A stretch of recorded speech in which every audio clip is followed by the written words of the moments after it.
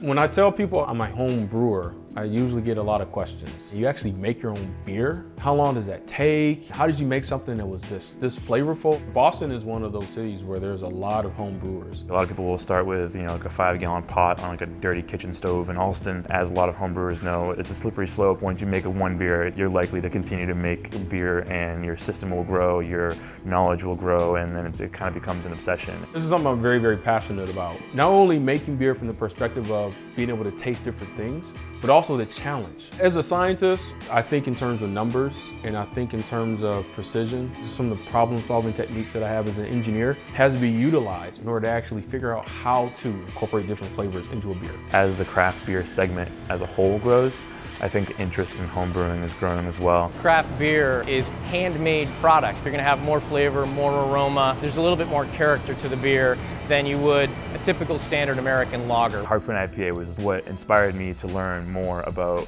what's in a beer. I think homebrewers look at craft beer, go out and taste it and say, I really like that. I want to see if I can make that at home. We ask ourselves, is this something that we can recreate in our own kitchen with our own equipment? And so they'll try and emulate some of the styles that the craft brewers do. American brewers are really on the forefront of reinventing different styles. It's very experimental, it's very edgy. BU alum Garrett Oliver is one of my heroes, certainly one of the most respected brewmasters in the country. The American craft beer scene is the representative of beer in the world now, where 20 years ago we were kind of a laughingstock. In those days, homebrewing was a hobby and a community that was built on a passion around beer, but there weren't many craft beers existent at the time. Beer, sparkling, golden, pure.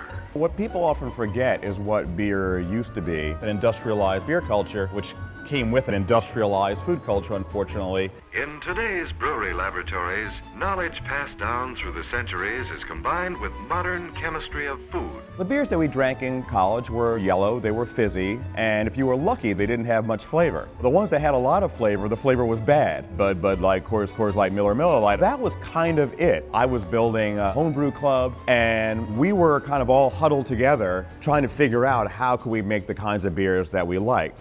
And that's how I ended up going into brewing. Craft beer has come leaps and bounds from where it was 20 years ago. We have over 2,000 breweries in the US today. A lot of those are being started by people who were homebrewers. Dogfish Head, he was a homebrewer. Founders, which is in Michigan, homebrewer. Sam Adams, homebrewer. Brooklyn Brewery, homebrewer. I started homebrewing when I was 21, and I don't think I made a good beer until I was 23. I stumbled through the first couple of years. Around like 2 years into it, I started to make pretty consistently good beer, and at that point I started to share it with more and more people who were excited about it. The idea behind Backlash is to grow the craft beer segment by bringing people over who might be curious about craft beer but don't really have a place to call home within the craft beer community. We're getting to a point where a large percentage, especially of younger people, have tasted a craft beer and are interested in craft beer. And I think that we have a next evolution to go through where craft beer becomes completely mainstream. There's a lot of people like us who are working tirelessly to redefine the image of American beer, full-flavored, gimmick-free beer. That's what beer should be.